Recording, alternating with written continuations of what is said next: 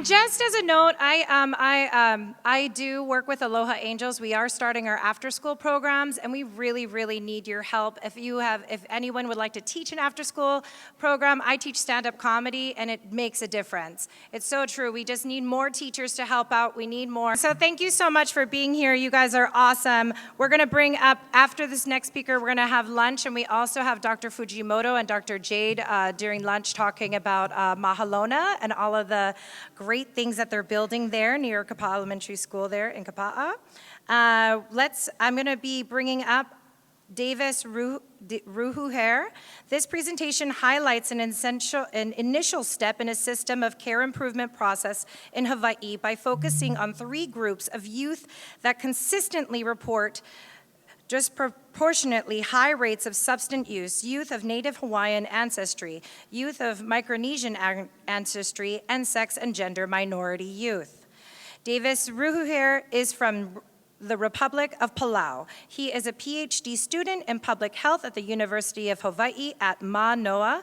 Prior to going back to school, he was with the research division of the Department of Psychiatry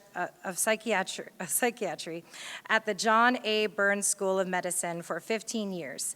He has worked on numerous initiatives on youth violence prevention, suicide prevention, substance abuse intervention, behavioral health, and primary care integration, and K-12 academic empowerment and adult career planning, most of which have focused on Native Hawaiian and Pacific Islander populations. His areas of interest include education, health, mental health, and behavioral wellness among Pacific Islanders, with emphasis on the Micronesian region and among Micronesian communities in the United States. Let's give a big round of applause for Davis Ruhuher. Eliminating disparities in youth substance use among Native Hawaiian, Micronesian, and sex gender minorities, a quantitative needs assessment for interviews with public service leaders.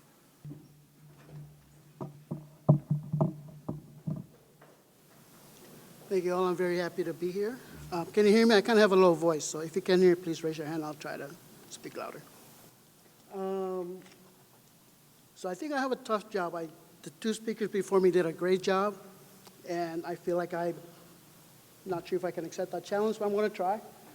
My talk is actually, there's going to be a lot of overlap between what I'm going to be talking about and what the previous speakers actually talked about, except mine is really focused on youth of the 3 focuses I'm going to be talking about, and through the perspectives of professionals, some of whom might be you.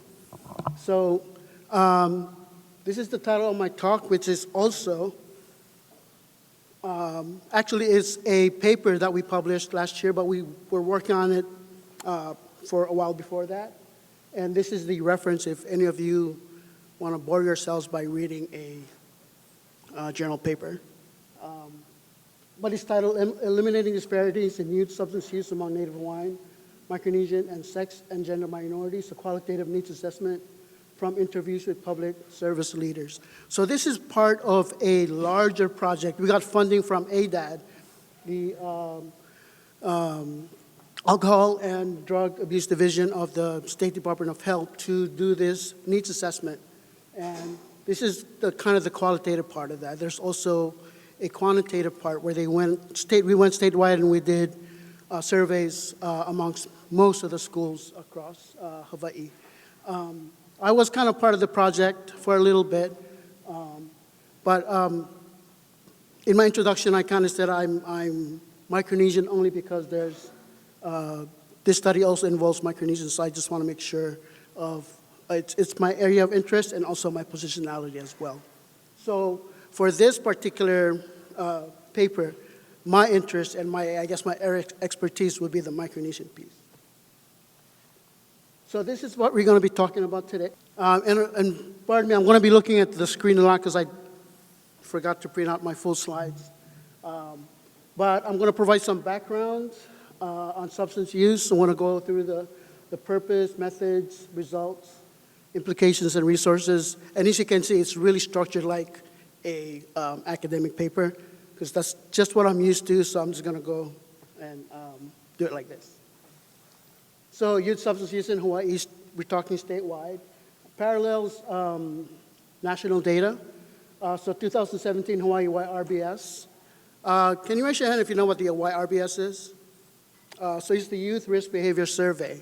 It is a survey administered by the CDC every 2 years of middle schoolers and high schoolers.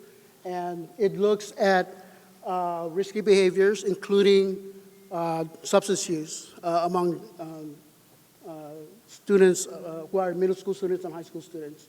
And so this is 2017 data. This was when we started the study. This was the most recent data that we had. So I know they just released data from 2021. I know it was kind of interrupted by COVID, but if you are interested, just go to the CDC, look up YRBS, and you'll get more recent data. So for substance use here in Hawaii, 25% of youth report recent alcohol use, recent being in the past 30 days, including binge drinking, and 18% of recent marijuana use. However, when you disaggregate the data, you'll see that rates are higher among Native Hawaiian, Micronesian, SGM youth. You see that a lot with data that concerns Native Hawaiians, Pacific Islanders. A lot of times it's combined with Asian American data, with PHI. And when that happens, it really hides a lot of what's happening for these specific populations. So there's been a lot of movement to try and move Native Hawaiian and Pacific Island data out of that, and even within the NHPI umbrella, separate Native Hawaiian from Pacific Islanders as well, because there are differences there too. So this is an issue that is ongoing regarding disaggregating the data to really show what's happening. So I'm going to be talking about a lot of data that kind of doesn't show these populations in good light. I'm trying to, the previous speaker talked about positive data, and as a public health person, I'm kind of embarrassed that I actually did not include that here, so thank you for bringing that up. But our paper kind of just really kind of focused on this as a way to kind of show what's happening so that we can do something about it. For Native Hawaiian youth, compared to others in Hawaii, there's higher, they use substances earlier and at elevated rates, high rates of binge drinking, high rates of hard drug use, so cocaine, methamphetamines, heroin. And then it's been shown that Native Hawaiian youth who engage in substance use have higher rates of mental health issues, conduct disorders, and risky behaviors as well. For Micronesian youth, there's really not a lot of data on Micronesian youth, but what there is also shows that there's health disparities there. In the Micronesian islands, they did a study that compared Micronesia to 3 other countries in the Pacific, and the Micronesian countries actually had higher tobacco, alcohol, marijuana, and amphetamine use. On Guam, which is a U.S. territory, so there's a lot of migrants on Guam because it's right there in the Micronesian region. There's also very high rates of current drinking, smoking, binge drinking, and inhalant use. And then in Hawaii, we don't really have a lot of data for youth, Micronesian youth in Hawaii, but we did a focus groups. This is a while ago, older data, but Micronesian youth did report substance use among their peers and in their communities. For sex and gender minority youth, this group is really particularly at risk for substance use compared to heterosexual and cisgender peers, both nationally and in Hawaii. So again, YRBS, 44% of transgender youth who attended school under the influence compared to cisgender youth. They also, 25% also injected drugs compared to only 1% of cisgender youth, and 46% misuse prescription pain medication compared to 10% of misgendered youth. So this is a needs assessment that looks at what professionals see is happening. It's a systems level, so we're not really looking at individual, we're looking at the systems level. So there's really also not a lot of studies that kind of examines what professionals think. One study found that they actually, and to their credit, they thought that what they did actually was positive for youth. Another study found that there's misalignment there. Youth and professionals said that the youth were not really connecting with adults, and also were not feeling autonomous with the treatment that they were getting, with the services that they were getting. So there's really limited research for professionals, their practice-based knowledge in improving the system of care. So kind of that background, the purpose of the needs assessment is again, part of the larger mixed message project that I talked about earlier. We want to provide insights from professionals who serve vulnerable youth as a means to guide systems of care improvements. And again, it focuses on Native Hawaiian youth, Micronesian youth, and SGM youth in 5 areas. So these areas you probably heard some of the previous speakers talking about: substance use, mental health, juvenile justice, foster care, and homelessness, because we find that the youth who are in these areas probably are at risk for higher substance use. So methods, sampling framework, we identified youth serving public health and social welfare organizations statewide, who again are across those 5 areas that I talked about, and there was about 71 agencies. And then we recruited professionals from those organizations who are really most familiar with the statewide system, with systems kinds of care. So people who not project-specific people within those organizations, but executive directors, program directors, and clinical directors, people who kind of oversee the whole picture and kind of can see what's happening within their organizations, and also probably have interactions with the state, with the healthcare system, with social services. So those are the folks that we targeted to provide information for us. So this is a sampling description. So substance use, we have 10 individuals who worked in the substance use area, 10 mental health, 10 juvenile justice, 11 foster care, and 9 homelessness. So 50 participants in total. So Hawaii is a very small state, and when you break it up by county, it's even smaller. So we did not really want to identify the people who gave us information, so we can't really identify on Kaua'i who we talked to and what organization they're from, unfortunately, because we want to protect their privacy. So this is who we talked to. We collected data. We used an open-ended short answer survey, so it's not a survey in traditional means where multiple choice, but it's short answers. They had to actually provide short answers. They had to think about it and kind of provide answers to our questions. And these are the questions that we asked. Sorry, my numbering's out there. So there should be 3 areas. So needs and support. So we asked them what their experiences were in providing prevention and treatment. We asked about barriers and gaps. What were the challenges in accessing and using services, as well as the systemic gaps that they saw. And then areas for improvement. We wanted to get from them their suggestions for improving systems of care at individual, organizational, and state levels. And so we actually did this survey. We did it the first time to kind of get an idea of what areas to focus, and then once we got that, we identified the 5 areas that I talked about, and then we made specific versions for each area, and then we did that survey. So these are the results. So going by public sector, substance use, mental health, juvenile justice, foster care, homelessness, and then across with Native Hawaiian, Micronesian, and sex and gender minority. I don't know if you can see, there's supposed to be red highlights. Can you see that? Okay, so the red highlights are just to mean that that specific area was the highest one that was identified. So, for example, for substance use, Native Hawaiian was the highest there. For mental health, it was SGM youth, juvenile justice, Micronesian and Native Hawaiian youth, foster care,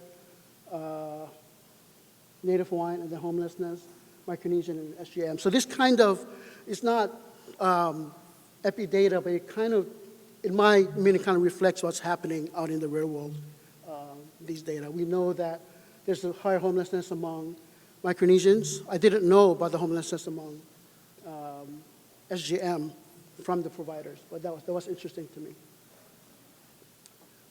So I'm going to analyze the results through this framework, which is the ecological systems theory. So it looks at the relationships between certain levels in a person's life. Nothing happens in a vacuum, right?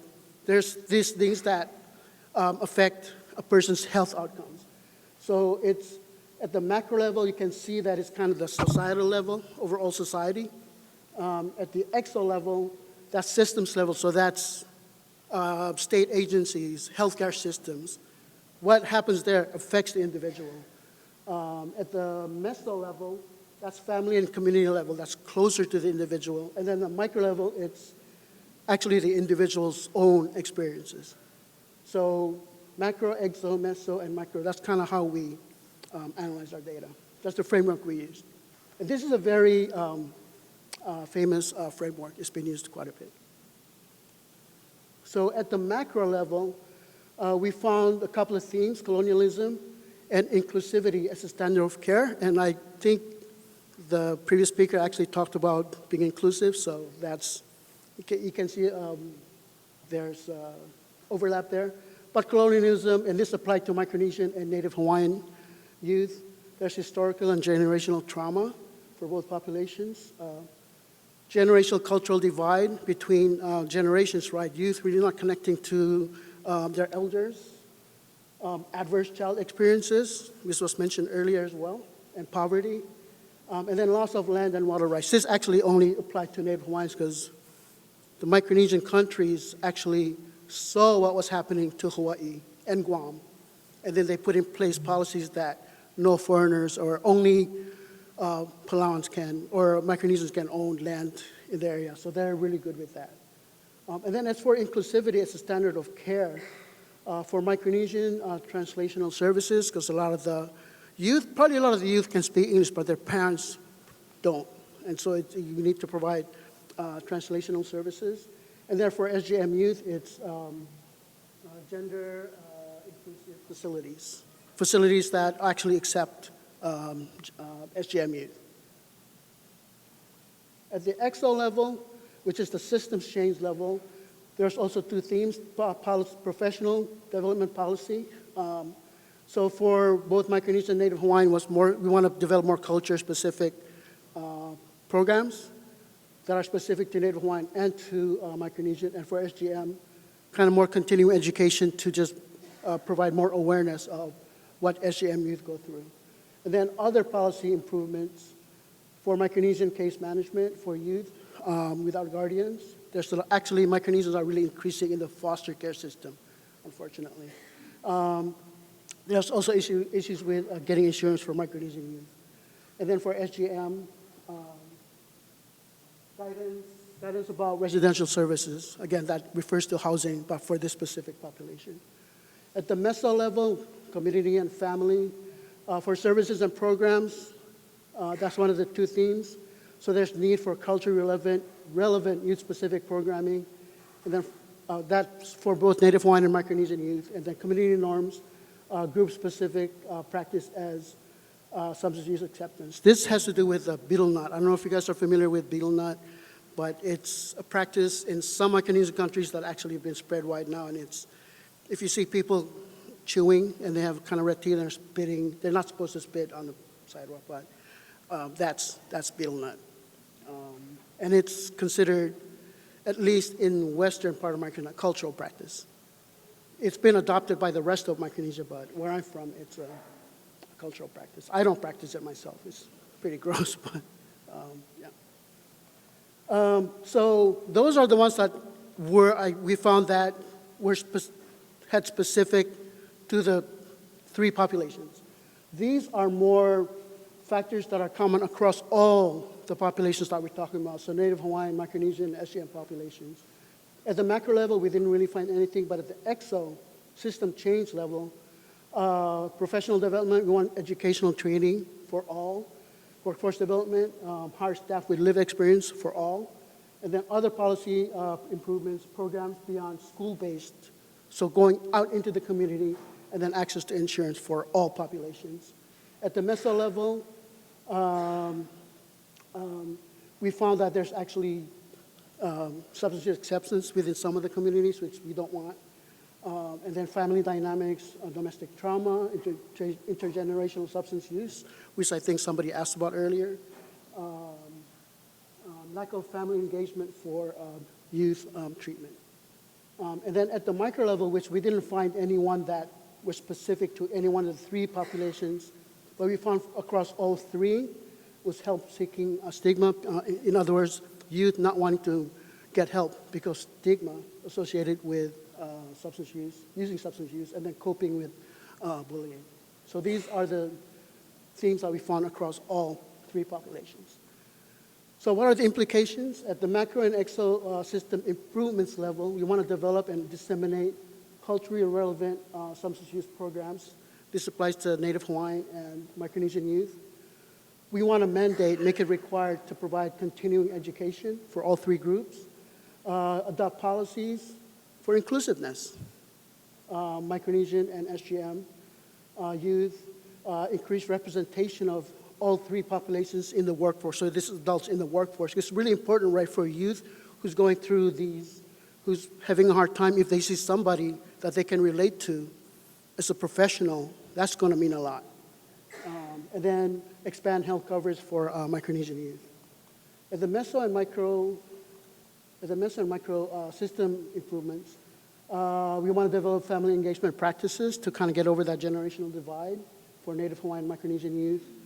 Use intersectional approaches when addressing discrimination. This applies to all groups. So that is a framework that examines inequality through multiple lenses. So not just looking at one thing, but looking at race, gender, class, sexuality. There's a lot of intersectionality there. We want to be cognizant of youth multi-system involvement. There's a lot of overlap, right, between youth who are using substance use with mental health, who are in the child welfare services or even in juvenile justice, or who are in homeless situations. And then the lastly is practice cultural competence and cultural humility. So cultural competence is kind of really common now, and it's not uncommon to find a lot of organizations like, hey, I'm going to be culturally competent, so I'm going to provide a 2-hour training for my staff. It's like just a checkbox now. It really doesn't do anything. How can you learn about a culture in 2 hours? That's not possible. So you actually want to practice cultural humility, which is continual learning. If you have a patient or a client, you continually work with them to learn about them, and at the same time, they learn about you too. Every time you work together, you learn something about it. So it's a lifelong process. It's not a 2-hour training.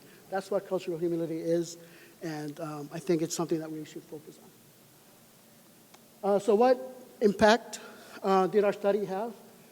So this needs assessment showed the adverse effects of family and generational trauma, stigma and discrimination, and non-inclusive policies on substance use among Native Hawaiian, Micronesian, and sex and gender minority youth.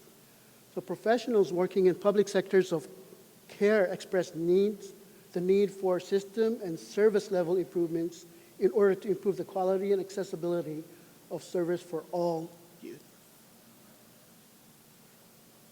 So that's the end of my talk. These are some resources. Like I mentioned before, this is part of a larger study that was funded by ADAD, and it's a mixed method study. So the first one here, you're looking at student alcohol, tobacco, and other drugs, ATAD. That's the quantitative piece. That's where we went into the community schools and we did surveys, middle schools and high schools. So if you go to there's a link to the ADAD website, and when you go there, you can actually find the reports that we did. We did an executive summary and then a complete comprehensive report, and then we did community region reports. So the picture that you're seeing there, that's the Kaua'i report. So it has data that when we did our survey in there. I should have actually included data from that in this presentation. I didn't, sorry. But yeah, go there to look at Kaua'i specific data on substance use. And then the qualitative needs assessment, this is the one that I presented on. So there's the link to that. It's in a different section in the ADAD website. So we did 2 studies. We did the emerging adult needs assessment, lived experience. So emerging adults, there's not a lot of data on them, but we define them from high school age to about 24, 26. So that's a lot of change, right, in a youth's life, and you want to be able to capture that. And then emerging adult needs assessment, recommendations from professionals. This is the one that I just presented on. What is there is more of a technical report, so it's not as fleshed out as the study that I'm going through. So The reason why we actually did a paper and published a paper on from the needs assessment recommendation from professionals is we had a GA who really wanted to do that, and she took it on and did it. I really wish we had somebody else who also could have done the lived experiences, because that's from the youth themselves, what they think of the substance use system of care that they're actually experiencing. I may, if I have time, I may be able to go and maybe do a study on that, but right now we only have the paper from the recommendations from professionals. So this is all I have. I'm going to do a real quick plug for, again, like I said, I'm Micronesian. I do a lot of Micronesian awareness presentations statewide. I've been doing it for a long time, and I'm happy to do, if you actually work with Micronesians and you need your staff to be more aware of who Micronesians are, what Micronesians are, I'm happy to provide a presentation. I can do it in person. I can do it through Zoom. Just let me know. Yeah, thank you.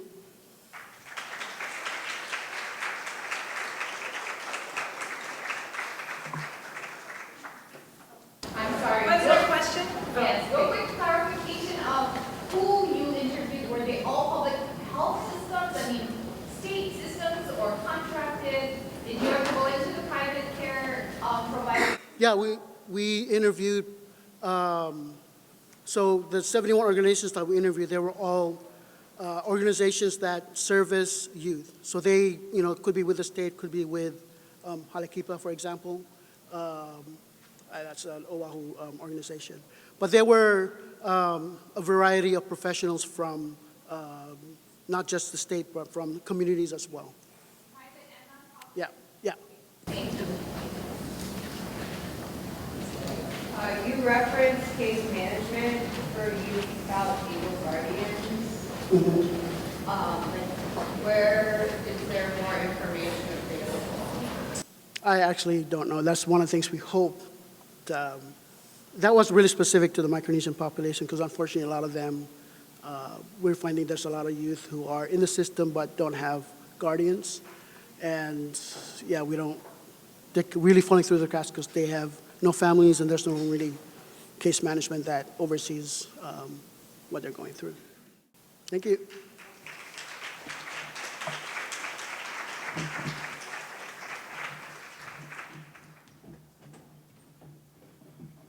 Okay, thank you so much.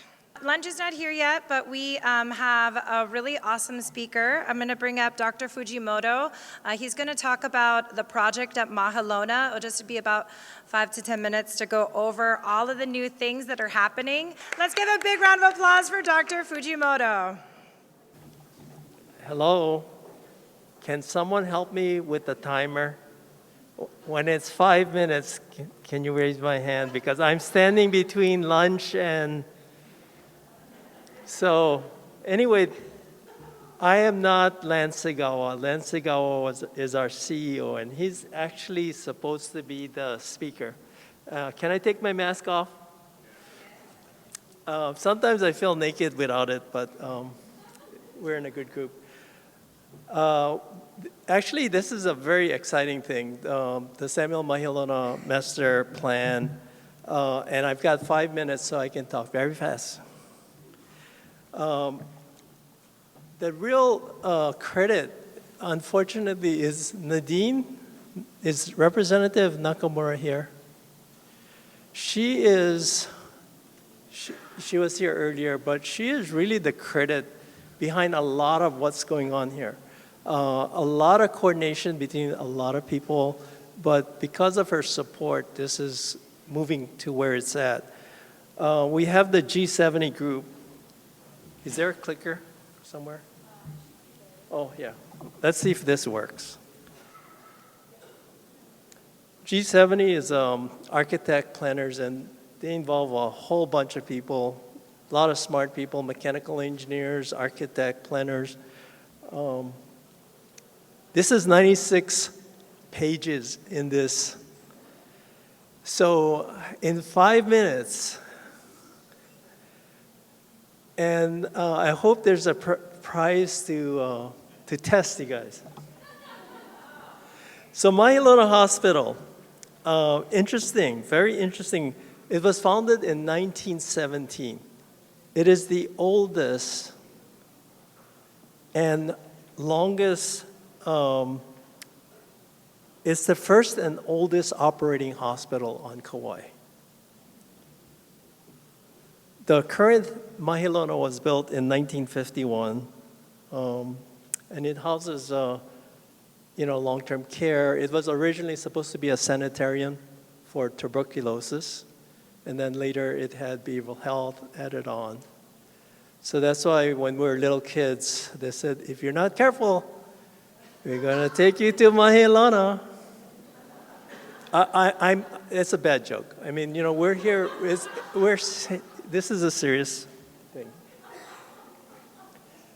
So this is the overall campus. I know you can't see it from there, but we have 34 acres. The planning started in 2019. We have gone through the community hearing process. We just completed the last one. Nadine, again, was at every one. She involved the community. We have over 50 community participants, almost at every one. Of course, the bento lunches helped to recruit them, but.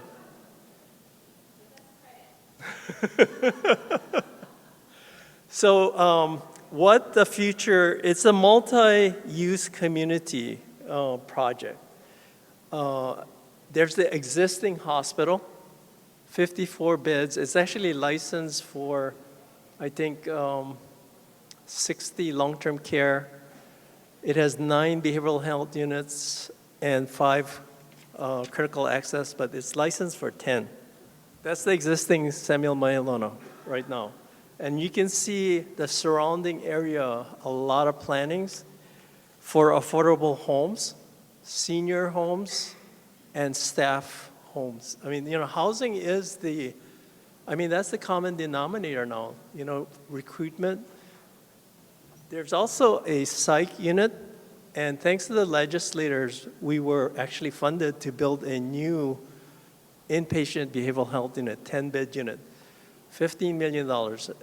In fact, our legislators are so committed to Kauai and our governor, we actually had $20 million in CIP, construction projects, for this campus. And so 15 for behavioral health unit, $3 million to update the ER, $1 million to update our outpatient clinic, and some change for me. I'm joking. Joking aside, this project, if it comes through, and we're looking long-term, right? You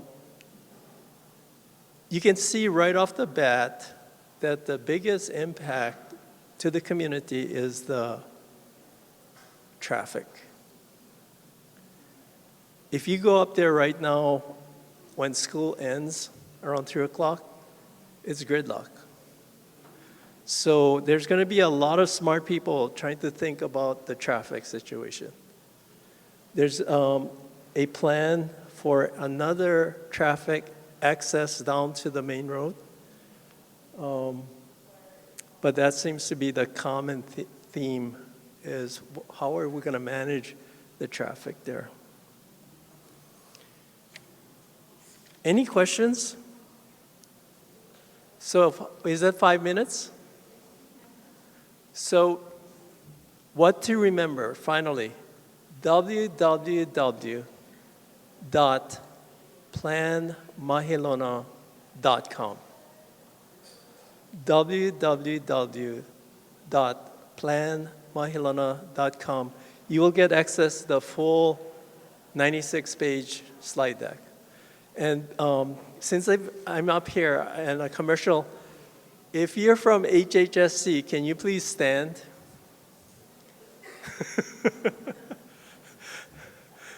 So these are the great people. Dr. Chelius is going to lead our behavioral health project. Allison is leading our inpatient psych unit. Jada is our director of nursing at KBMH. Olivia is our social worker. She's our lead. So if there's no question, thank you very much.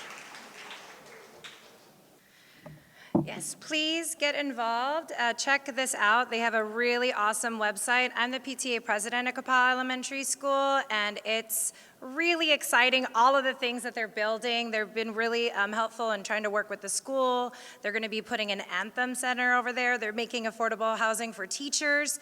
We just went and checked out the free, with the county, we checked out the affordable homes or the free homes, and Ron Kochi came and talked about how important it was to really, for these students, and a lot of these students, they're not coming to school because their parents aren't taking them to school. So we can actually place students with their families at right next to the school. So it's a really, really exciting project. We need more community on board for it. So please check it out. Let's give Dr. Fujimoto another round of applause.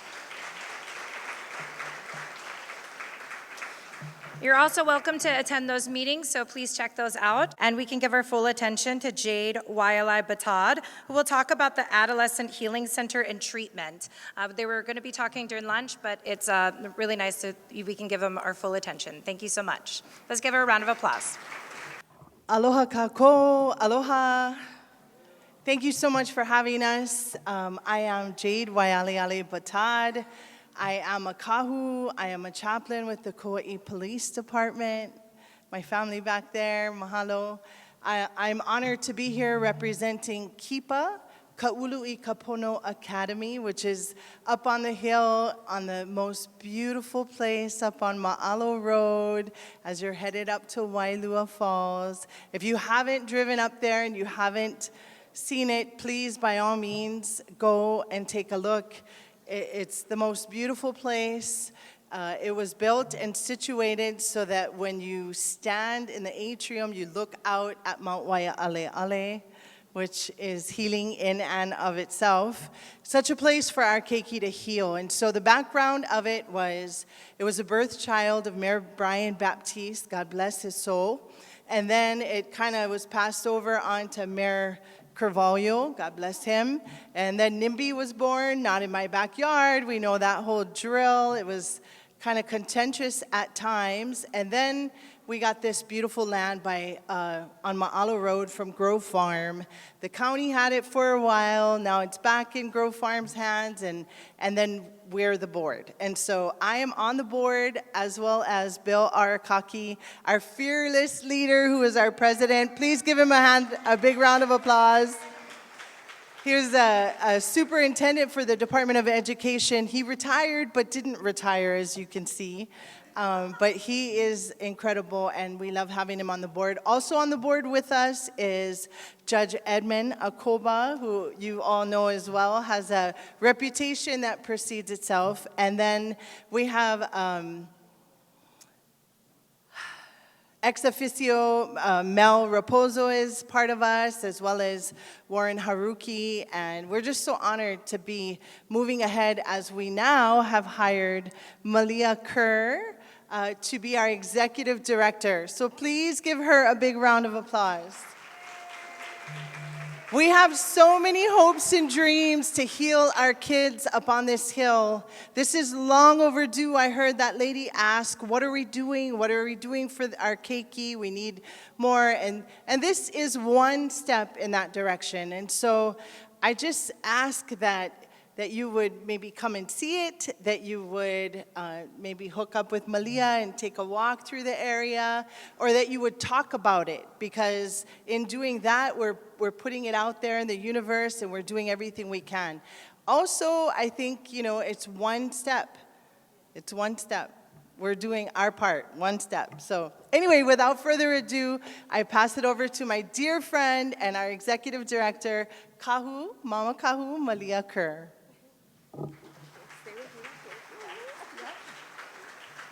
No pressure, Jade. But my name is Malia Kerr, and I've been a substance abuse counselor for over 20 years. I started out as a drug addict at a young age. Here on Kaua'i, I grew up in Anahola. I currently work at the jail, KCCC, part-time, helping our people heal, along with Dr. Chilius and a few others at the jail. But I started out as a substance abuse counselor at Hinamauka Teen Care with Von Ramos back there with Hali Opio. And it was a beautiful journey. We got to work with the children, with Bill Arakaki and the late Mr. Wayne Watanabe. Through my struggles with addiction at a young age in the 80s, I got arrested at 19 for promotion of promotion of a dangerous drug in the 3rd degree. And I had a felony at barely 19 years old. I had nowhere to go for treatment or any type of help. I moved to Honolulu to start a career there as a musician. I had a group called Le'ahi, which was a popular female group in that day, but the struggles of addiction was real. But after being arrested and facing a suspended jail time, it kind of scared me straight, and I wanted to do the right thing. So I got sober through touring with No Hope and Dope, Music with a Message, and DARE, and that kind of helped me by helping the kids. That helped me to stay sober. And so you fast forward, I started working at Hinamauka for about 8 years. And in 2008, the former Governor Linda Lingle gave me a pardon. And so I have been pardoned of a felony, and I'm so grateful. And from there, I worked at Hope, Help, and Healing, which was started as a sober house with Donna Jolie and Clover Wellington. And they hired me as their director. They didn't have the substance abuse piece yet, just the sober homes. So from there, we started Hope, Help, and Healing in 2008, and then 2012, I went through a challenging time in my life. 2012, I needed to kind of step back, and that's when I talked to Kim Cummings of WIN, which some of you are very familiar with her. I wanted my clients to have the best, and I couldn't give them the best at that time as I was going through a divorce, and I needed someone to help them. And we had 3 sober homes, and our substance abuse, Hope, Help, and Healing was doing very well. Kim came on with WIN, they absorbed the contracts, and they took it to a whole nother level. I took a break, went to fly with Hawaiian Airlines as a flight attendant, but I also worked in their EAP, so I was still working in the field, and then COVID hit, and they offered an early retirement, so I took that package, and 2 weeks later, the jail called me, and that's where I'm at today, part-time. And so with KIPA, when I got the call to come on as the director, I know that it's going to be challenging, but my goal is to work with the community because I feel it's a community effort to make this program be successful, to be an academy, as well as a treatment program, outpatient, as well as inpatient. We have things in the work. We don't have everything yet in place, but we're working on that. But we plan to open up the academy in August or sometime there. And I would like to ask Bill, if you don't mind coming up and sharing about the academy portion, because that is under the DOE, and he's helping us with that part. So please give Bill Arakaki a hand. If you have any questions about KIPA, Ka'ulu Pono Academy means to grow in righteousness, and I'd love to meet with you, and hopefully at the end of this summer or in September, I'd like to do a Huiohana Day and invite all of you to join us. So, how's a nice hand for Bill Arakaki? Thank you, Malia. It's so great to see all of you here, and it's been a while. I'm in front of a microphone. And you know, being part of the Department of Education, Kaua'i is such a special place. We're able to work together as a team. And with this Keep Up program, it's all about helping our youth. You know, being in education for 40 years, we've seen too much of our keiki, our children, pass away due to abuse of drugs, due to suicide, because of depression, and many things that happen. So just to let you know, and Mr. Hamada is the interim superintendent. He's also retired, but he's back in education. But he is also providing the resources to help support the educational component of KIPA. And with KIPA, it's all about the learning experience. You know, Jade, Ms. Baktad described the setting up at the site. And if you go there, we have the resources, we have the mountains, we have the loe that we can do. So there's many experiences that our children can do. The students that will come are different. They need different experiences. So with the deal, we have the resources to provide teacher salaries, educational assistance, and other supports. May it be technical, computers, whatever it may be the shovels and the picks that they're going to go into the fields. So this is something that will really support them to really get to know themselves, what's happening with them, and the most important part too is so that we can help them connect with their families and really work with them together on Kaua'i and not have them go away to the mainland or somewhere else. They're here on the island to support, where all of us here can give our love and aloha to them. So with that, education will be provided to support all the other components that was mentioned here to make it happen. But you know what? We need your love and support. We need your assistance in really making this happen for us. I see all of us here as partners, and we'll make this happen. But sorry, I get kind of excited about these kind of things. But I have little grandchildren that's in first grade, preschool, and I babysit a 1 year, 7-month-old son. And you know what? Things like this can happen to them. They get addicted or something happens. Even though if I'm an educator, things happen within families. So with that new generation coming up, we're going to make this a best place for students to experience in Kaua'i, our Keikini community. So thank you so much. I talked too much. Okay? I just also want to say to this incredible room of amazing people doing amazing things, thank you so much. We got lots of work to do, as we heard today. There's so much work to do. But as I look at our nursing students and I look at the incredible doctors and team of people, Dr. Young, my gosh, it's so good to see you. I look out at you and all the work that you've done in this community, and I'm honored to be a part of this movement to help our island be a much more beautiful place. Auntie Pilahi Paki said a long time ago, a wise kupuna, that the world will look to us when it looks for world peace because we have the answer. And the answer to that is aloha. Aloha. Aloha is love. We got to love each other. And when one's down, we got to reach out our hand and help them up. So aloha ke kahi I ke kahi.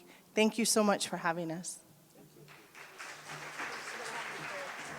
Let me introduce Dr. Alex Bivens and Pierce Bivens. They're going to be talking about parenting in the area of social media. This presentation explores the impacts of social media on child mental health and describes the best evidence-based approaches for mitigating them. Dr. Alex Bivens has a specialty in treating adolescents on Kaua'i for the past 22 years. He has worked with the school-based behavioral health program in the high schools here.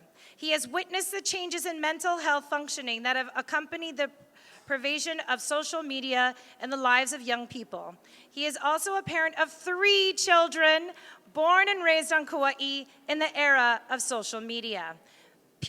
Dr. Pierce Bevins is a graduate of Vanderbilt University with majors in human organizational development and political science. Hey, me too. His senior project at Island School was on the impact of social media on teenagers. At Vanderbilt, Pierce was a recipient of a Clinton Global Initiative grant supporting his research on how to develop social media campaigns that benefit society. He has worked on public policy matters for the Tennessee State Senate at the U.S. Senate in Washington, D.C. under Senator Mazie Hirono. Unlike Dr. Bevins, he grew up in the era of social media and has firsthand known of its impact on young people's lives. Please give a warm welcome to Dr. Bivens and Pierce Bivens. Thank you very much. Thank you for coming. You know, it's just so nice to be in a community like Kaua'i, and it's so nice to see so many faces that I've known through the years. I think an event like this is just great, if only because we get to wala'au a little bit, reconnect, especially after COVID. I'm seeing certain people that I used to see all the time for the first time in years, so we are really, really glad to be here. This presentation is an honest effort to really give people tools for working with young people who are involved with social media. Without a doubt, kids are going to be caring more about their social media than most other things happening in their lives, right? For those of us who are anywhere near my age, you know, it's kind of like this foreign object. For people that are closer to Pierce's age, this is something you grew up with and it's something that you use every day and it's really familiar. So I'm hoping to bridge that gap a little bit. One other thing about the reason we're choosing this particular father-son format is that whenever I see a talk, you know, we'll get into some broad concepts, and we will. There's some principles of addressing social media issues that we'll cover today. But I always want to know, what do I do? Like, what do I say? Like, exactly how? Like, okay, you're the expert. How would you talk to your own kid? And that is the handout that's in your materials, okay? So this is actually what I personally, Alex Bivens, would say to my son, Pierce Bivens, as he's getting into social media, okay? And so it's not that I think this is perfect or that this is a one-size-fits-all type of solution, but it will give you a sense of what I'm hoping to convey when I talk to my kids about social media. There is also an omission on here. And there's something that I didn't put on here that we're going to have to write in. So if you have a pen, you can get that ready, that at some point here we're going to be writing something in because I just forgot to put it in. So without any further ado, one of the assumptions of this whole thing is that in some ways social media presents new challenges. In other ways, it really is still just an opportunity for parenting. It's not necessarily different from any other thing. Parenting is one of my favorite topics. I love talking about it, and I love listening to other parents who have been successful. I love watching other parents who have been successful, and Pierce knows that we have friends that I really do respect and appreciate as parents. Absolutely, and I think it's important first to acknowledge that there are quite a few different approaches to parenting that can work, and then second of all to acknowledge that this problem is really interesting because it's one that our parents weren't familiar with growing up. It didn't exist. So unlike certain other aspects of parenting where we can take cues from our own parents and sort of, you know, learn from them and their experience, this is one where this really only came into being in 2007. And so we really have to start thinking about, well, what do we do with no frame of reference, essentially? Right, and so the parents end up getting taught by the kids, and it's a kind of tricky issue. So let's just dive in. I do want to say that I do consider parenting to be the least straightforward enterprise that I've ever engaged in. Okay, I've taken on a lot of interesting work in my life. Nothing has been more chaotic than parenting. Okay, and obviously complicated by the rapidly changing technology. So with regard to social media, one of the assumptions of this talk is that this is a reality that we're living with. We don't really even address the possibility that you're going to be able to keep your child or any child away from social media. We are assuming that that's not possible. If it is possible, it's possible for less than about 5% of kids who might be being raised in a very religious home or some other type of very restrictive environment. Just doesn't really apply to the way kids are now. So we're assuming that it's here to stay, that it's probably an unstoppable force because of all the money that's behind it. And also, there is an issue, which is that lack of access to social media could actually be limiting for a child, because it just means they're going to have fewer communication tools than kids who do have it.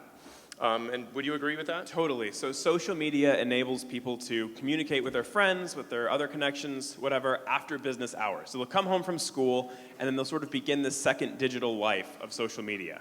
Right, because you're texting your friends until 10 or 11 at night. Even if you're living up in Kilauea, your friends are in Lihue or whatever, and you can't go hang out in person for whatever reason. But you still have the second life, and it's important that you do, right? Because if you don't, all your other friends do, and there will be communication that they engage in that you are exempt from because you don't have social media. Left out of, I agree. Yeah. And so, and what the research shows is that on the one hand, there really are some harms, and we'll be talking about that. It's also the case that there are just as many benefits. So there's this weird balance of benefits and harms. Let's see if we have a slide that reflects that. So, okay, this just came out from the Surgeon General, and this is sort of the scope of the issue, if you will. So 40% of 8 to 12-year-olds use at least one platform. Once you turn 13, which by the way is the age at which the amount of control that a parent can successfully exert over a child really, really plummets. So in other words, drug use starts to increase around age 13. Well, look at what happens to social media. Rockets up to 95%. So 95% of 13 to 17-year-olds use at least one platform. 33% say that they're on social media almost constantly, and those are the kids we're going to be more worried about. We'll be addressing that. Almost half say that it makes them feel worse about their body image. About 60% of adolescent girls say that they've been contacted by a stranger in a manner that makes them feel uncomfortable. Average use time today for 8th to 10th graders is about 3.5 hours. That's on average. So let's just think about that. We're talking about helping children in our community.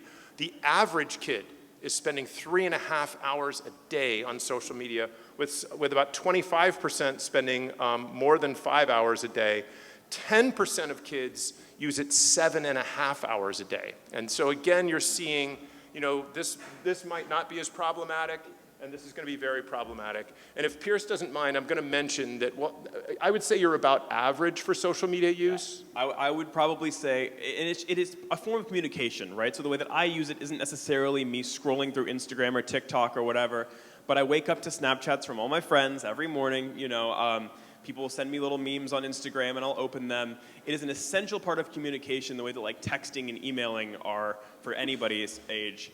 But it only applies to people maybe under 25, where it's an essential part of communication that you engage in every morning, every night, whatever. Right. Oh, to be under 25 again. Here we go. So, so there are some potential positive effects. If I'm not sure if we can make that video go. Can we make the video go? So what it does, not quite yet, but what it does is, what's really interesting about the social media positive effects is that it actually seems to help certain groups that were very underserved previously, okay? So for example, very physically disabled people, people that have serious birth defects, are actually among the most marginalized persons in our society. They're just and they have just historically have been very, very marginalized with very few opportunities. Could you roll the tape, please? This is Ricky Berwick, who I do follow. He has 10 million subscribers on TikTok. And some of you already know Ricky. How many people know Ricky? Oh, okay. Only 2. All right, I wasn't sure. 10 million subscribers, I thought maybe. Is it going to play or no? Won't play? It's not switching over. Okay. Well, anyway, this is Ricky Berwick, and that is his full height. He's a very disabled person. He's holding a box of Reese's Pieces there, and he's sponsored by Reese's Pieces. He's got a multi-million-dollar net worth, and it's because he's able to do social media in his home and then put his messages out there. In this particular one, he shows a dog who's learned to walk on 2 legs because its front legs are broken or actually disabled. And he's asking, why can't I walk? Why can't I walk? Which I think is a very heartfelt expression that folks that have this issue probably experience regularly. I might not have ever even been connected with that if I hadn't seen this social media account. There's also a website called Autism Speaks. Do you want to talk briefly? Yeah, so I kind of wanted to present the whole range, or we kind of wanted to present the whole range of taking advantage of social media. And Ricky Berwick is definitely more comedic, for sure. But he's managed to make tons and tons of money based on sort of talking about his disabilities. And some of them are jokes, some of them are more serious. And then Autism Speaks basically is a website that deals with all the struggles of autistic people, and it's basically designed for publicity and then connection between those people.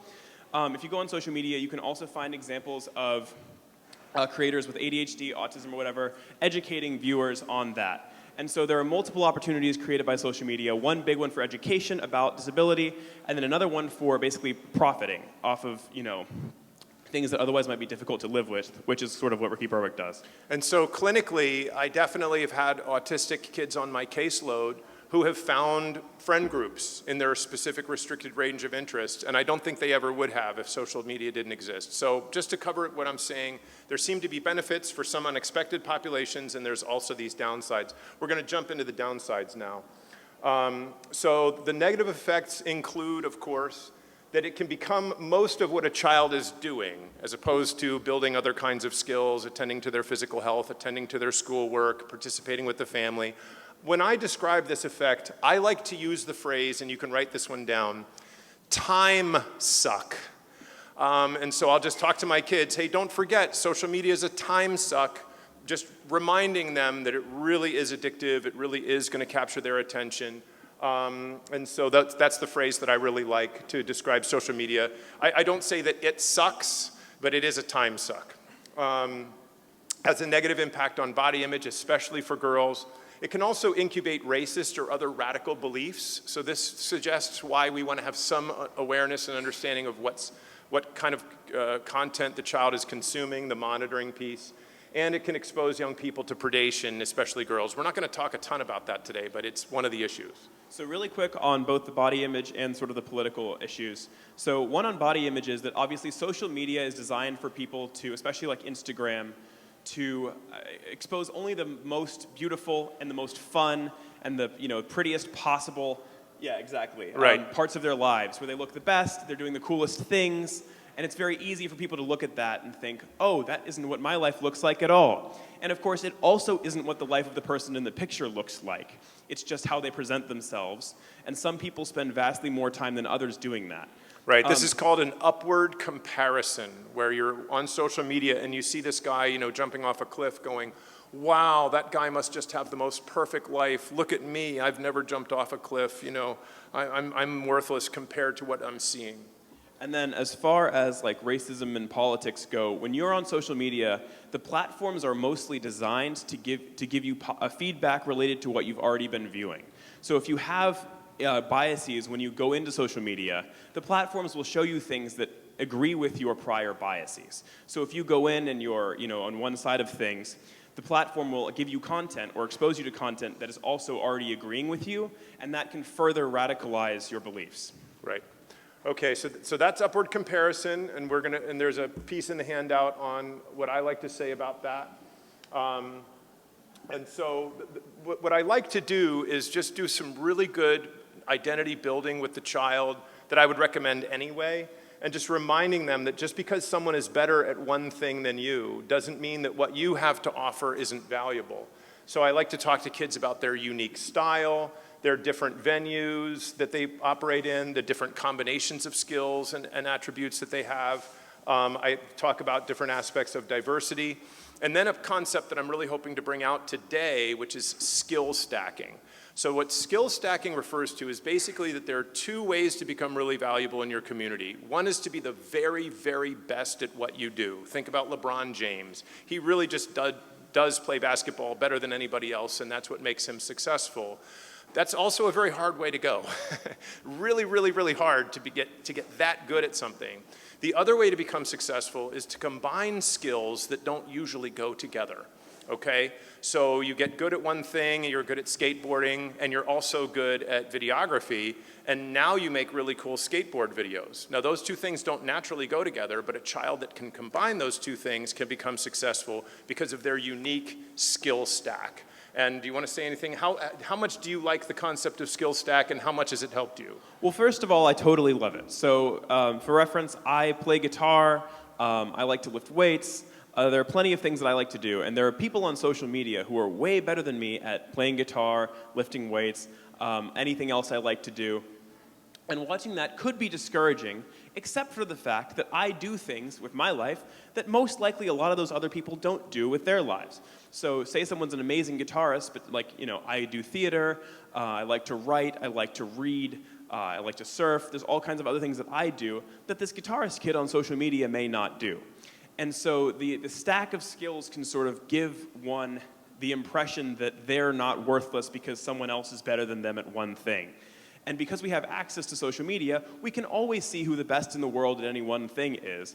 But because I do so many things, and some of which can be combined for greater effect, which is skill stacking, I don't have to feel any negative way about myself, and presenting that is a really good tool. So what we're shooting to create is an internal sense of identity that isn't going to be affected by events on social media, which is our next slide. So one of the things that human beings never had to cope with before is real-time appraisal of their social status, okay? So the way things used to work, you work in the community, you do good work, you get recognized, and that's who you are every day. And it doesn't change tomorrow. You've got this sort of work history behind you, your contribution history.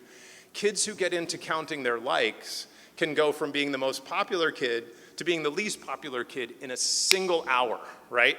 And they come to my office crying, what happened? Oh, I posted the same meal as my friend and she got 57 likes and I only got 3. Nobody likes me anymore. Wait a minute. An hour ago, you told me you were really happy with your social life. Yeah, but that was an hour ago. Okay, so clearly, she's got a very externally referenced sense of who she is, sense of identity. One of the reasons I like skill stacking is it begins to create more of an internal sense of identity, which is going to be resilient against this particular threat of social status. The next one is really important, and Pierce taught me about this one in a very dramatic way. So when I was a kid, I was hardly ever left out of anything. And when I say that, what I mean is that I didn't become aware of being left out of anything. I did have one experience once where I went camping with some friends. We're sitting around the campfire, and my two friends start talking about the time they took their dogs to the lake. And I was like, wait, you guys took the dogs to the lake? And they're like, oh, you know, it's just one of these things. We picked up in the afternoon. You know, you weren't available, something. We tried to call you. You weren't there, you know, whatever. And it was no problem because I'm already sitting with my friends around a campfire. Apparently, I had been left out, but it felt okay because I was reconnected with them. Well, today, I had this experience with Pierce. Pierce had this friend group. Everything's going great. I'm in the kitchen chopping vegetables, and he comes in and goes, well, that's it. I have no friends. And I'm like, what do you mean? We were just yesterday we were talking. He's like, no, I have no friends. I'm like, what do you mean? How are you so sure? And he says, well, here it is in real time. Every single one of my friends is at Olympic Cafe, and nobody invited me. He said, Dad, this is happening now. I have no friends. This experience is something the human brain is not designed to integrate. This real-time, you know, awareness of whatever you're being left out of. And that's one of the things that the handout talks about how to talk to kids about. Speaking of this, I encourage you to photocopy it, use it as much as you want, give it to parents, use it yourself. You can also work with kids directly using the handout. And of course, you're going to put things into your own words. I can't imagine other people using exactly my words, but you get the gist, and it addresses each thing conceptually with what I would actually say. That was perfect. Okay, great. Yeah, terrific. We're hoping to avoid the mutual appreciation society dynamic here. So, yeah, tribal response to social exclusion. This is an awareness. This is why it used to be so hard to ask somebody out on a date, is because in the tribal time, if you got rejected for a date, your social status would be bad and your reproductive access would be limited, perhaps for the rest of your life. This is interestingly, how's this? It's really true. So if you're ever wondering why you hate rejection because it used to mean that it was the end of the gene pool. In other words, evolutionarily speaking, there were two kinds of people. One kind feared rejection terribly. The other kind didn't care. These people didn't reproduce. So we're all the descendants of the people that were terrified of rejection and avoided it at all costs. So I love talking to kids about this, just to let them know that rejection always feels really catastrophic, and you have to learn to kind of surf that wave a little bit, hang with it.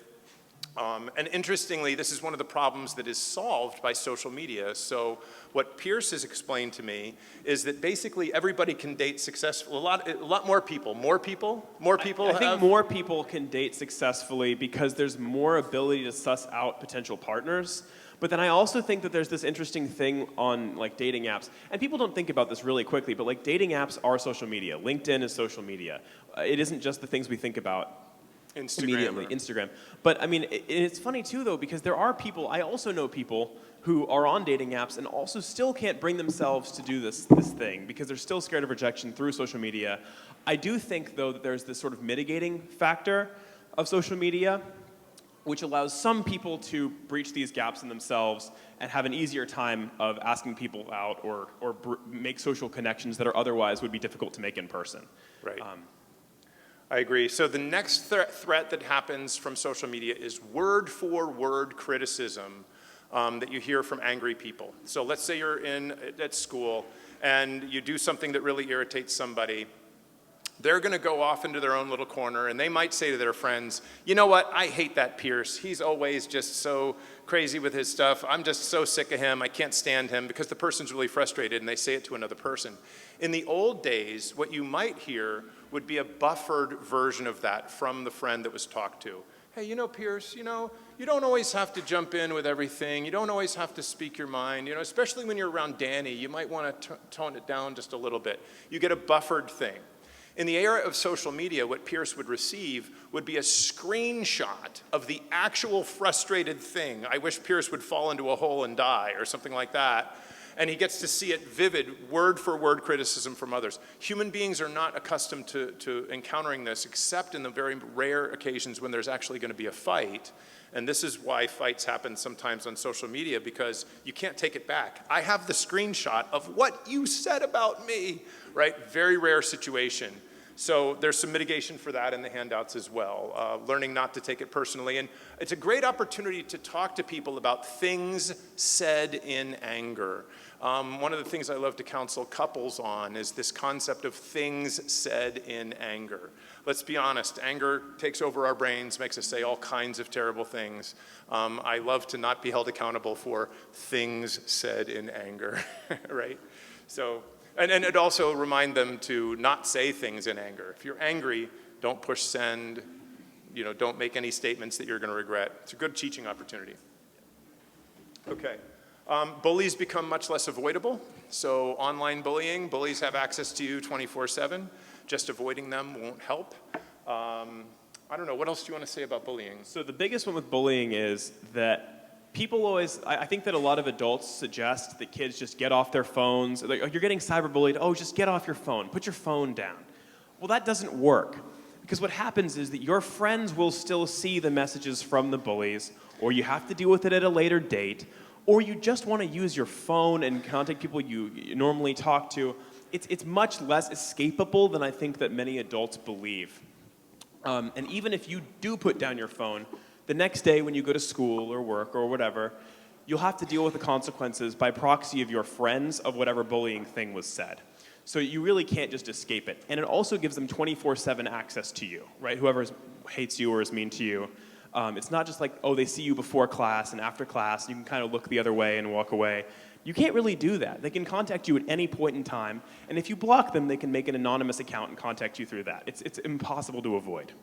Yep, and so I like inoculation for bullying. I like preparing kids for the inevitability that you will be bullied online, that you never want to participate in it yourself. I associate it with weakness, cowardice, things like that. And I also recommend calling out a bully, including letting the bully know, nobody likes a bully, things like that. So that's in the handouts. Anonymity promotes trolling. Trolling is similar to bullying. This has to do with, so my youngest daughter publishes fan fiction online, and she has some fans, and she also has some trolls who inevitably criticize everything she writes. And I think that's all these people really do. They just read whatever's on the blogs, and then they criticize it. And so we've had big discussions about how if you put yourself out there enough, you're going to have detractors, and kind of just, inoculating against that. Okay, diminished physical connection. So this is just making the case for balance. So your kids spend a couple hours online, that's fine. Let's make sure we have some actual human connection and kind of selling them on this idea of balance. I like to use 1-to-1 for a bare minimum. I know that I should be saying something like 2-to-1 or 3-to-1, but I'm trying to be realistic. 3.5 hours a day on average, 3.5 hours a day of outdoor activities and physical connection is probably realistic. So let's see, so being very upfront with kids, it's one of the first recommendations that I make, letting them know that if the social media companies could have their way, they would have you on this all the time. It's designed to be addictive, it's designed to figure out what you're interested in, and it's designed to just shoot you content that's gonna keep you locked into the app. And just letting them know that, the social media company doesn't care about them, but I care about you, and I don't want to see you get stuck in a social media trap, in an online trap. So just inoculating against that and then using that as a reference when you're telling them to balance. Well, and that's how they make money too, right? So they make money by selling you ads, and then not even that, they make money by selling the ads to the companies, right? So if you get an ad for Home Depot on social media, which everyone does, that's the way that Instagram makes money, is that Home Depot pays them to put the ad on. And the job of Instagram is to keep you scrolling so that Home Depot can show you as many ads as possible, which will then increase Instagram's revenue. Right? So one of the recommendations is a family plan. I did throw out a family plan in the handouts. One example is like no screens at the table when we're sitting down for a meal. One screen at a time rule. This happened because my kids like to have the TV on and have their second screen going. I don't tolerate that. One screen at a time if I'm in the room. Intentional balance of screen time with real-world activity, setting a time and teaching the kids how to use timers to limit their activity, and no screening and driving. So let's see. So recommended strategies we really talked about. We were going to talk about punishment versus discipline, and we're probably going to have to end here, and then we'll do a little bit of Q&A. You don't think we have to end? You want to roll on a little bit more? I'll roll. So punishment versus discipline is really a deep idea, and it is, by the way, embodied in the handouts. So you're going to see these concepts sort of borne out in specifics in the handout. But punishment versus discipline. So punishment basically is punishing people, basically using pain and fear as a way of modifying behavior. It doesn't work as well as we would like it to, and I don't like the long-term effects. Sometimes I'll tell people that, one of the meanest things you can do is getting on somebody for something that's already happened. Like, how are they supposed to change it now, right? So I think it would be really rude of me for me to say, how did you pick that shirt? Well, he's already picked the shirt. We're already up here. Like, that to me is just a very cruel thing to do, and punishment has that kind of vibe to it. So whereas punishment uses fear and pain and intimidation, discipline provides structure, and it provides like a conceptual structure for growth. And one of the core aspects of discipline that I love to talk about is maintaining a positive mental model. Now, this is true whether you're a parent or a therapist or any other significant role in a child's life. The positive mental model is looking at the child and visualizing who would that kid be if they were their best self. And you maintain that all the time. So that's what you hold in your head, is who would this kid be if they were at their best, if they were their best self. And then you just interact with the kid on that basis, and you provide structure that will foster that growth. But it's basically believing in the potential of a child. The notion of at promise is very, very closely related to this idea. And there are real specifics on, and it also is very promoting of positive behaviors. So some of you, or most of you, are probably familiar with this approach to quitting smoking. One great way is just to create replacement behaviors. The best replacement behavior for quitting smoking happens to be physical exercise. So instead of having a cigarette, go for a walk. Next time, go for a short jog.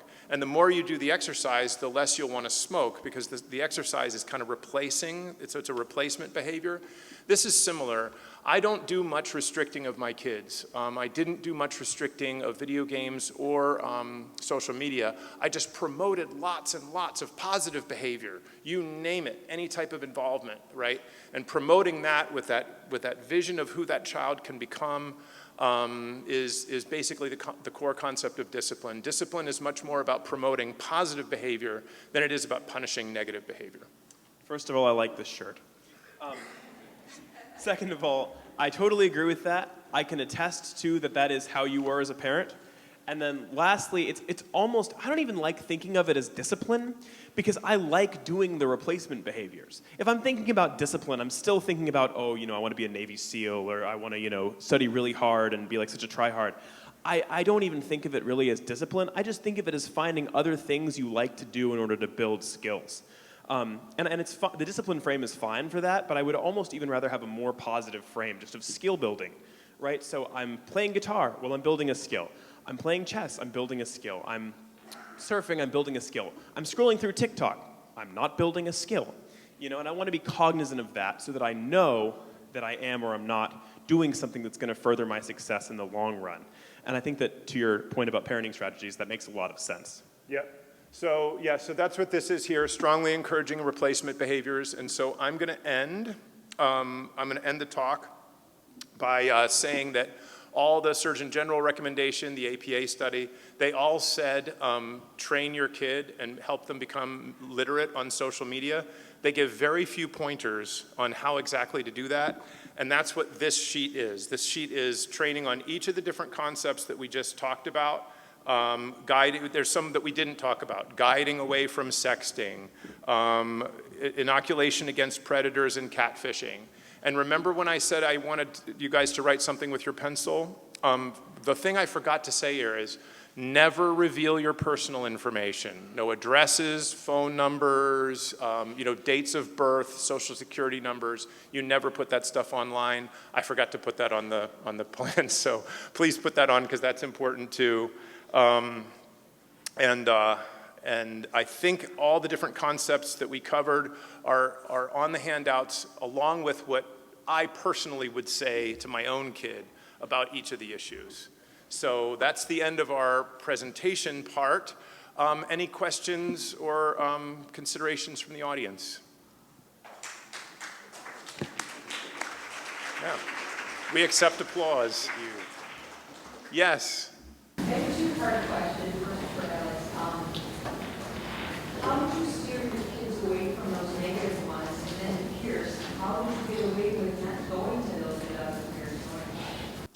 Yeah, so when you say, how did I steer them away from the negative ones, can you just be a little more specific? Online sites or online things that we're all, as parents, we're all concerned about with our kids going on. What do you mean to say pornography? So I don't think I successfully steered him away from pornography. And so as a total bonus, I have included a second sheet, which is talking to kids about pornography. So the bummer about pornography is that it is so pervasive. I don't know anybody that can successfully block it. And if you think you can and you've got the net nanny, your kid has figured out the Wi-Fi password for the neighbor, yeah, like you could just forget it, okay? Like I honestly don't believe it's possible. If I thought it was, I'd be instructing on it right now. And what I like to do is that I would talk to my kids about pornography and explain to them that porn is to sex as junk food is to healthy food, right? So good healthy diet, fruits, vegetables, meats, fish, cheese, whatever is good and healthy to eat. That's really good for your body and it's healthy. Doritos tastes like it's healthy and looks like it's healthy. It does. So it's a perfect mixture of salt and fat. It has glutamates sprayed on the outside. Those glutamates that are on the outside of nacho cheese Doritos are the same glutamates that would be on a steak if you grilled it on a grill. So it fools your tongue into thinking, I should eat more of this, okay? Pornography is the outside of sex. There's no love in pornography, but it has the exciting exterior that's been sprayed on by paid actors. And so I teach them that the same way you wouldn't want to just eat Doritos, if all you do is eat Doritos, you're going to be sick and unhealthy. The same is true for pornography. You really just don't want to make that the core of your diet. You want to shoot for that healthy food instead. And so first of all, he gave me that spiel at 13, that exact spiel. And I would say that it worked to some effect. It really did. And I would say that I never felt as though I had to go around my parents too much. I've always felt as though I was allowed to play video games, use social media. I was allowed to watch porn, drink, whatever. I didn't do too much of that because I was cognizant, right? So my parents just encouraged, think about what you're doing before you do it. And so I would also think that and be more than that, right? Right. And be more than that. Maybe. I don't know. That's moralizing. I don't know. Okay. But I would also just say that if you want your kid to not watch porn at all, you're hopeless. You're out of luck and you're done. Okay? What you can do for your kid is to tell them, hey, this thing came about in recent years. It is not good for your brain. It has these measurable side effects that can limit your long-term sexual health. If you do too much of it, you might end up in a really bad position where once you fell in love with somebody and you really are in a place where that's what you're ready to do, you're no longer able to do it because you've inoculated your brain with all of this pornography. That might successfully scare a kid at least into thinking about it. And at least for me, it made me think really hard about it and at least mitigate my use on my own terms with him being a relatively permissive parent after the initial spiel and the initial inspirational So I knowledge. didn't look at his internet history. I didn't make any effort to restrict pornography, and not only that, alcohol and drugs aren't against the rules in my house. If you're gonna, and by the way, there's no alcohol or drugs in my house, but there's not a rule against it. Right, and by the way, and it really did end up, and this is not a joke at all, and I'm not just saying this for him or for y'all, I really did end up just not drinking that much, not using that many drugs, and not watching that much pornography. But it's also true that I don't drink, right? So no teenager is going to do what they're told by their parent, but they will do what the parent does. And that's just a hard reality. Right, and so, but I've always felt as though I was allowed to do those things and just kind of encouraged against them. And that seemed to work. Yep, and I think that's all the time we have. Are we going to wrap on that? Are we good? Okay.